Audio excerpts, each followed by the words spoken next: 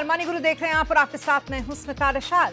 Customise health insurance plan अब क्या जरूरी हो गया है, क्योंकि सबका इंश्योरेंस एक जैसा क्यों हो? ऐसा नहीं हो सकता कि हर किसी का हेल्थ, लाइफ स्टेज या फिर बजट एक जैसा ही हो।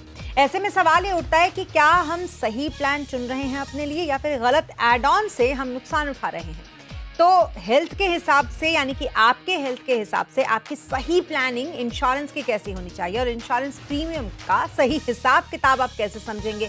एड ऑन चुनते समय किन बातों का आपको रखना है ध्यान, और क्या वो गलतियां हैं जो आपको बिल्कुल भी नहीं दोहरानी है इंश्योरेंस प्लान खरीदते समय? यही जानेंगे हम आज के हमारे इस शो में। हमारे साथ है रुंगटा सिक्योरिटीज के सीएफपी हर्षवर्धन रुंगटा, साथ ही कंप्लीट सर्कल कैपिटल के सीनियर पार्टनर विकास पुरी भी इस वक्त हमारे साथ हैं। आप दोनों का बहुत स्वागत है हमारे साथ इस शो पर। हर्षवर्धन, क्या आज के समय की डिमांड हो चुकी है कि एक कस्टमाइज इंश्योरेंस प्लान हो जो हर कोई अपने हिसाब से उसमें ले सके चीजें?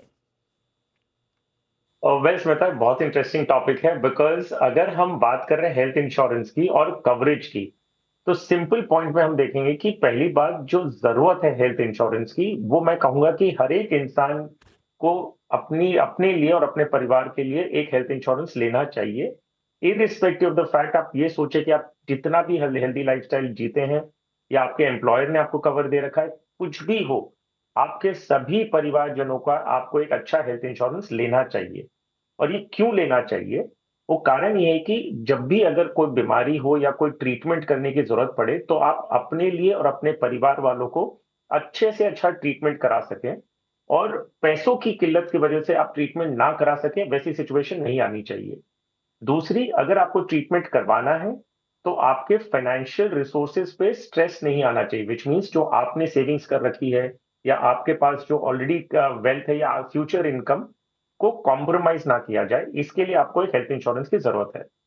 अब ये पॉइंट जो आपने बताया कि क्या उसे कस्टमाइज करना है, कितनी जरूरत है कस्टमाइजेशन की, उस पे अगर हम आते हैं तो पहली बात, ये पेनिट्रेशन लो क्यों है, लोग कभी भी अच्छी तरह कवर्ड क्यों नहीं है? एक है क्योंकि अवेयरनेस कम है। दूसरा, कई लोगों की अफोर्डेबिलिटी स्टैंड पॉइंट से बोलते हैं कि प्रीमियम भरने के पैसे नहीं होते हैं। एक मैंने ऑलरेडी कहा कि एम्प्लॉयर्स पे डिपेंडेंट होते हैं, और एक एक सेक्शन ऐसा है जिनको इंश्योरेंस पे भरोसा नहीं है। तो अगर हम ये सारी पहलुओं को समझें कि इंश्योरेंस की जरूरत कितनी है और क्यों नहीं लिया जा रहा है, तो उसमें अवेयरनेस हमने एक टॉपिक पे बात की, हमने अफोर्डेबिलिटी बात की। अब अगर इसकी बात करते हैं हम, तो अगर हम एवरेज लेमैन इंडिविजुअल की बात करें, उन्हें पॉलिसीज की डिटेल्स नहीं समझ में आती है। आप उनसे कहेंगे कि इंश्योरेंस की ब्रेकडाउन बताइए, क्या कैसे कवर्ड है, तो वो नहीं बता पाएंगे आपको। अब इस बीच में अगर हम इतनी कॉम्प्लिकेटेड प्रोडक्ट्स इंट्रोड्यूस कर दें जिसमें इतनी ऑप्शन हो जाती हैं कि आप ही चूज करें कैसे आपको बनाना वगैरह, तो ये बहुत मुश्किल हो जाता है रिटेल इन्वेस्टर के लिए या रिटेल इंडिविजुअल के लिए। अब ये पॉइंट, क्या ये जरूरत है? यस, आई वुड से कि जरूरत जरूर है, लेकिन उसे ओवर कॉम्प्लिकेटेड मेरे हिसाब से कर दिया गया है। किस पॉइंट ऑफ व्यू से आपको बताऊं? आप एक पॉलिसी क्यों खरीदेंगे? एक सिंपल पॉइंट अपने आप से पूछिए कि मैं जब इंश्योरेंस, मेडिकल इंश्योरेंस खरीदने जा रहा हूं, मेरा पर्पस क्या है? कि वन, कि अगर जरूरत पड़े तो एडिक्वेटली जितना खर्चा मैं एस्टिमेट करता हूं, वो एस्टिमेशन के हिसाब से मेरा कवरेज होना चाहिए। अब इसी बात को ट्विस्ट करके इतना कॉम्प्लिकेटेड कर दिया गया है। एक unlimited restore benefits, multiplier benefits, booster benefit, इतने सारे टर्मिनोलॉजी दे गए हैं कि आप और मैं समझ जाएंगे, लेकिन कोई रिटेल पॉलिसी होल्डर है, इंडिविजुअल है, वो एक्चुअली कंफ्यूज हो जाएगा। So answering your question in short, जरूरत है, लेकिन हम इसे कॉम्पिटिटिव एडवांटेज देने के नाम पे हमने इसे ओवर कॉम्प्लिकेट कर रखा है। बिल्कुल, इसीलिए ज़रूरत है उसको थोड़ा सिंप्लीफाई करके समझने की, और इसीलिए हमें लगा कि आज इस पर बात होनी चाहिए कि कस्टमाइज हेल्थ इंश्योरेंस अगर कोई लेता है, अगर इस तरीके का कुछ सर्विस लोगों को मिलता है, तो वो उनके लिए कितना फ़ायदेमंद रहेगा। अब यहाँ पर विकास, मैं आपसे भी समझना चाहूँगी, कस्टमाइज हेल्थ इंश्योरेंस प्लान जिसकी हम बात कर रहे हैं, ये दरअसल है क्या? ये भी समझा दीजिए, क्योंकि बड़े सारे लोगों को तो ये भी आइडिया नहीं होगा इसका भी। दूसरा ये कि अगर ये सर्विस किसी को मिलती है तो कौन कौन से फायदे इसके दिखते हैं? धन्यवाद स्मिता, अपने शो में बुलाने के लिए। देखिए स्मिता, अगर हम अपने ऑफिस में ही देख लें या अपनी बिल्डिंग में जहां हम रहते हैं, दो परिवार बिल्कुल एक जैसे होंगे, बड़ा रेयर हो जाएगा। कहीं पे नंबर ऑफ मेंबर्स जो होते हैं फैमिली के वो डिफर करेंगे। कहीं पे जो कोई व्यक्ति जॉब करने वाले होंगे और कोई बिजनेस कर रहे होंगे, उस जॉब में भी कोई अलग अलग सेक्टर्स में जॉब करते होंगे। वैसे ही एज को भी अगर आप लेंगे तो दो परिवारों में सभी मेंबर्स की एक एक एज एक जैसी नहीं होगी। तो इतना ज्यादा अगर आप देखते हैं कि हर एक व्यक्ति का अपना अपना एक फैमिली बैकग्राउंड होता है, अपनी एक हिस्ट्री होती है। तो उसको देखते हो हम ऐसे कैसे मान लें कि एक प्रोडक्ट है या एक ही जो मेडिसिन है, it is cure for everyone. तो वैसा नहीं होता है, बिकॉज अलग लोगों की अलग जरूरतें हैं, बिकॉज ऑफ द रीजन जो हमने लिस्ट डाउन किए। तो इसमें क्या होता है कि जैसे अब हेल्थ इंश्योरेंस की बात की, हर्ष भाई ने बड़े अच्छे से इसको एक्सप्लेन कर दिया। आप ये भी इसमें मैं एक चीज ऐड करूंगा कि हेल्थ इंश्योरेंस पर्सनल फिनेंस का पहला कदम होना चाहिए, हेल्थ प्लस टर्म इंश्योरेंस। तो क्योंकि आज आप हेल्थ इंश्योरेंस की बात कर रहे हैं, तो हेल्थ इंश्योरेंस आपकी पर्सनल फिनेंस का पहला कदम होना चाहिए। उसके बाद आपके जो एसआईपीज और ये सब करने चाहिए। अब ऐसा क्यों है? क्योंकि एक तो रिस्क कवरेज, ऑब्वियसली हम आज हेल्थ इंश्योरेंस की बात कर रहे हैं, अनसर्टेनिटीज आ जाए, कोई इस तरह की प्रॉब्लम्स आ जाए हेल्थ रिलेटेड, तो जेब पे बहुत बड़ा खर्चा ना हो, तो हेल्थ इंश्योरेंस वहां पे आपको हैंडी हो। दूसरा कि जितनी जल्दी हेल्थ इंश्योरेंस शुरू करेंगे उसी हिसाब से आपके जो प्रीमियम्स कम और कवरेज ज्यादा मिलेगा। और इसका इम्पैक्ट इतना ज्यादा होता है कि स्मिता, अगर आप एक यंग 25-30 साल का जो व्यक्ति होगा और 40-50 साल का जो व्यक्ति होगा, उसके प्रीमियम्स में बहुत ज्यादा गैप आ जाता है। तो इसलिए आपके जो लाइफस्टाइल हो गया, आपकी जो फाइनेंशियल कैपेसिटीज हो गई, कि आपकी क्या अर्निंग्स है और आपको कितना कवरेज करना चाहिए, लाइबिलिटीज भी उसमें देखनी चाहिए कि हमारी कितनी लाइबिलिटीज है, ताकि कल को कोई हेल्थ इश्यूज आ गए तो और हमारे काम करने की जो कैपेसिटी है वो कम हो जाए या थोड़ी देर के लिए हमें ब्रेक लगे, और इनफ्लो तो होगा नहीं, आउटफ्लो बड़ा होगा, तो उसी केस में हेल्थ इंश्योरेंस होती है जो सबसे ज्यादा हैंडी होती है। तो कस्टमाइजेशन इसलिए क्योंकि अलग अलग किस्म के जो बैकग्राउंड्स होती हैं, डेमोग्राफी अलग अलग होती है, लोगों के इनफ्लोज, कैश इनफ्लोज अलग अलग तरीके से होते हैं। तो ये जरूर देख लेना चाहिए कि मुझे कितनी हेल्थ इंश्योरेंस की जरूरत है, और ना ही अपने लिए बल्कि फैमिली मेंबर्स को भी अगर उसमें ऐड कर सकते होंगे तो जितना ज्यादा हो सके उसको एक अच्छे तरीके से, ऑर्गेनाइज तरीके से लेना चाहिए। और हर्ष भाई ने बोला कि इतना कॉम्प्लिकेटेड बना दिया गया है इसको कि कई बार लोग हेल्थ इंश्योरेंस का नाम सुनते ही जो है आप रेजिस्ट करते हैं कि नहीं लेना है, या वो भागते हैं। और लास्ट एक चीज और बोलूंगा कि जो हेल्थ इंश्योरेंस कई बार आपको कंपनी से मिल जाती है वो इतनी सफिशिएंट नहीं होती है। तो ये भी देखना बहुत जरूरी है कि मेरे जो कितनी हेल्थ इंश्योरेंस जो मुझे अभी मिली गई है, बट मेरी जो मैं जो डिजर्व करता हूं या मुझे लेनी चाहिए वो इससे अधिक है। तो वहां पे आपको वो कस्टमाइजेशन करनी चाहिए कि आप किस तरीके से जो गैप्स हो उसको फिल करें। वही बातें आपने इतनी वैलिड बोली। सबसे पहला ये कि अपने इन्वेस्टमेंट से पहले भी कम से कम अपने इंश्योरेंस का ख्याल रखें, क्योंकि जान है तो जहान है। और दूसरी बात आपने जो कही वो भी बहुत बेहतर, कि कई लोग ऐसे हैं जो उनको जब ऑफिसेज में मेडिक्लेम और वो सब सुविधाएं मिल जाती हैं तो उनको ज़रूरी ही नहीं लगता अपने लेकर अलग से इंश्योरेंस प्लान लेने की। हर्ष, मैं आपसे यहाँ पर समझूं तो आपके हिसाब से क्या अभी भी लोगों का रवैया बहुत ही नॉन सीरियस है इंश्योरेंस प्लान के तहत? देखिए स्मिता, थोड़ा बदलाव हुआ है जब से कोविड हुआ ना, तब से बहुत ज्यादा हम देख रहे हैं अवेयरनेस क्रिएट हो गई इन दैट कॉन्टेक्स्ट की जरूरत के बेसिस पे। एक सिंपल उदाहरण के रूप में बताता हूँ कि हम हमेशा जानते हैं कि हमारे घर में एक फायर एक्सटिंग्विशर होना चाहिए, फायर सेफ्टी नॉर्म्स को फॉलो करने चाहिए। लेकिन अगर हमारे नेबर के घर में जिस दिन आग लगेगी ना, उसके बाद ही हम जाके फायर एक्सटिंग्विशर लेके आते हैं। तो पॉइंट क्या होता है, हम वेट करते हैं ऐसे कोई इंसिडेंट्स का जहां से हमारी आंखें खुल जाएं और हमें रियलाइजेशन हो, और फिर हम जाके खरीदें। तो कोविड ने, इन रीसेंट इयर्स में कोविड ने वो काम किया है कि लोग ये मान रहे थे कि हमें कुछ नहीं होने वाला। तो अचानक आप अच्छी हेल्दी लाइफस्टाइल जीते हुए भी आप बीमार पड़ सकते हैं और हॉस्पिटल में भर्ती हो सकते हैं और खर्चा बहुत ज्यादा आ सकता है। तो इस कोविड के बाद हम देखेंगे थोड़ी अवेयरनेस ज्यादा बढ़ी है और लोग अभी सोचने लगे हैं मेडिक्लेम लेने के लिए। लेकिन जितना लेवल पे होना चाहिए उतना आज तक हुआ नहीं है। लेकिन धीरे धीरे मैं मान रहा हूं कि लोग ये समझ जाएंगे और पॉलिसीज खरीदेंगे। सबसे बड़ा फैक्टर जो जो मैंने बताया शुरुआत में कि इश्यूज क्या आते हैं, क्यों नहीं ये एक्सेप्टेंस इतना ज्यादा बढ़ा, एक अवेयरनेस जो धीरे धीरे बेटर हो रही है। अफोर्डेबिलिटी, ऑफ कोर्स, क्योंकि प्रीमियम्स बढ़ते जा रहे हैं, सो ये एक इशू है जो एड्रेस करना जरूरी है। लोग काफी हद तक एम्प्लॉयर्स पे डिपेंडेंट है और लास्ट में ये है कि वो लोगों को भरोसा नहीं है कि इंश्योरेंस कंपनी हमारा क्लेम रिजेक्ट कर देती है। तो ये होता है, ऐसा नहीं कि नहीं होता है। प्रॉब्लम कहाँ है, ये फाइन प्रिंट की, जो हम बोलते हैं ना कि भाई पॉलिसी टर्म्स एंड कंडीशंस। अब इंश्योरेंस जब आप खरीदते हैं, ये बहुत जरूरी है कि आप इंश्योरेंस पॉलिसीज में किंतु परंतु वाले ऑप्शंस ना रखें, जो इफ्स एंड बट्स बोलते हैं ना, क्योंकि इंश्योरेंस पॉलिसी में पहले ही बहुत सारी टर्म्स कंडीशंस होती हैं, और आप अपनी पॉलिसी को अगर कॉम्प्लिकेट करते हैं और उसमें कंडीशंस लाते हैं, तो उसमें रिजेक्शन या डिसअपॉइंटमेंट के चांसेस बढ़ जाते हैं। उदाहरण के रूप में बताता हूं, अगर आप मानते हैं कि आपको 50 लाख का कवर होना चाहिए आपके और आपके परिवारजनों पे, आपके पास एक ऑप्शन है, जब आप ये मल्टीप्लायर इफेक्ट, रिस्टोर बेनिफिट, जब आपके पास कोई सेल्स के बंदे आते हैं, आपसे क्या कहते हैं, आप 10 लाख की पॉलिसी ले लीजिए, उसमें पहले दिन से हम डबल कवर दे रहे हैं, फिर 2 साल के बाद क्यूमुलेटिव बोनस, रिस्टोर बेनिफिट, कुछ कुछ कुछ कुछ सारी चीज मिला के आपका 50 लाख का कवर हो जाएगा। और दूसरा ऑप्शन आपके पास है कि आप 10 लाख की बेस पॉलिसी लें और 50 लाख या 40 लाख की सुपर टॉपअप ले लें, जिसमें ये कंडीशंस नहीं होती कि भाई आपका रिस्टोर की वजह से आपका डबल होगा, क्यूमुलेटिव बोनस की वजह से डबल होगा।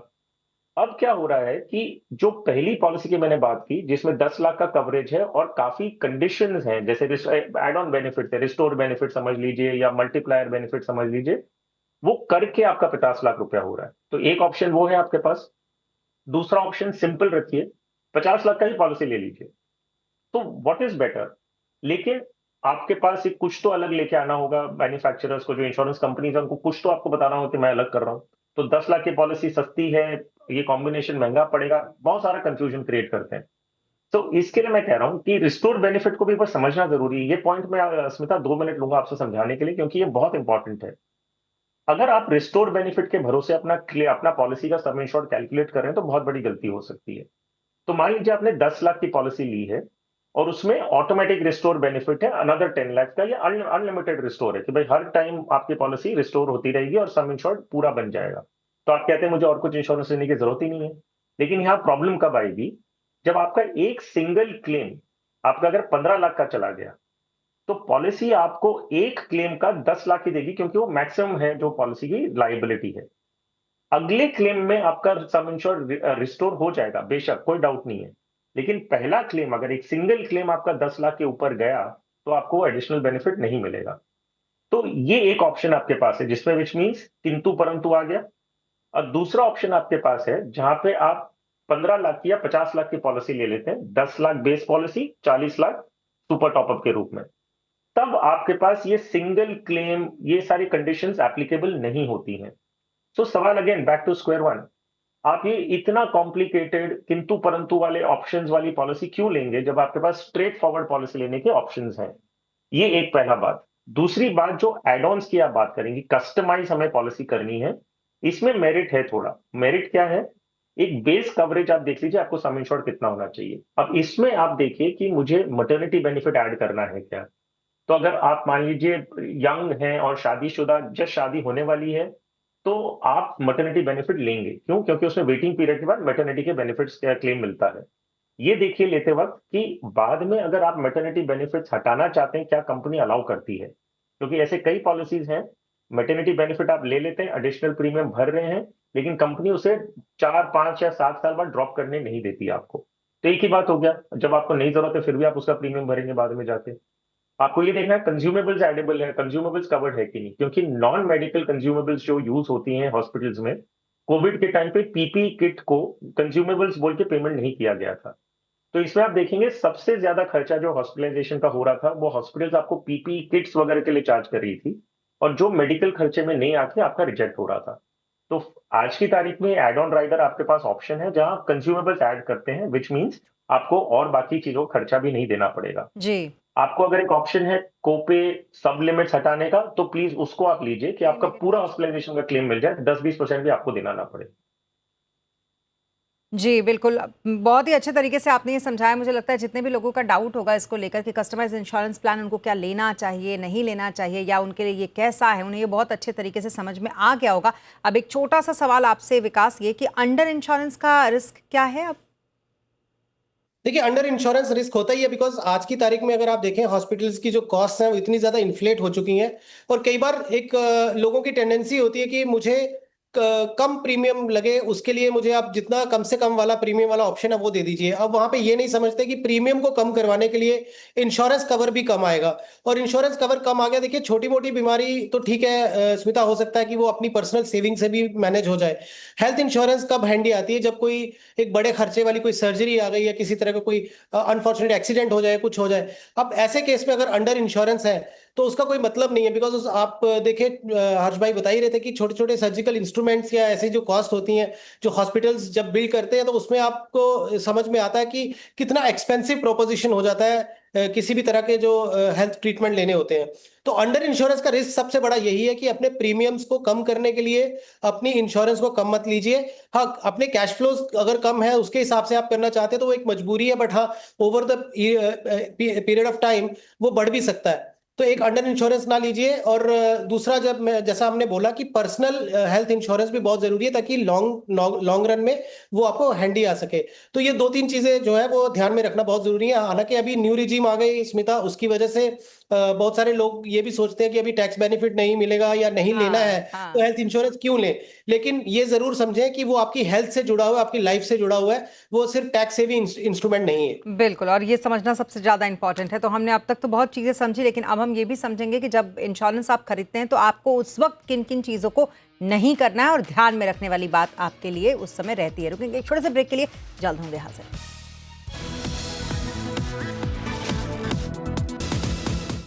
और ब्रेक के बाद एक बार फिर आपका स्वागत है। अलग अलग लोगों के लिए अलग अलग इंश्योरेंस प्लान, लेकिन ये इतना कॉम्प्लिकेटेड भी ना हो कि फिर उसके बाद आपको एक अलग परेशानी हो जाए। इसी पर कर रहे हैं हम बातचीत। हमारे साथ हर्षवर्धन रुंगटा और विकासपुरी लगातार बने हुए हैं। हर्ष, आपने बहुत अच्छे से समझाया कि कॉम्प्लिकेशन से कैसे बचना है। आपको एक इंश्योरेंस प्लान इतना ज़्यादा सिंप्लीफाई तरीके से आपको ये रखना है कि ऑब्वियसली ये काम भी तब आता है जब आपका एक तरीके से पैनिक सिचुएशन होती है, आप हॉस्पिटल में एडमिट रहते हैं, तो उस समय कम से कम जिंदगी थोड़ी आसान रहे। ऐसे में एक इंश्योरेंस प्लान अगर कोई खरीदने जाता है तो उनको किन गलतियों को नहीं दोहराना है, ये बताइए।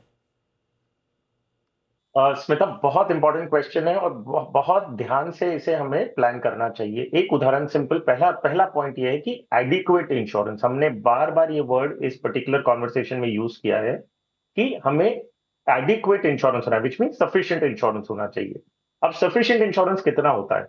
आप आज किसी से बात करेंगे तो जैसे विकास भाई ने बोला कि वो अफोर्डेबिलिटी के हिसाब से बोलते हैं कि मुझे इतना रुपया प्रीमियम भरना है।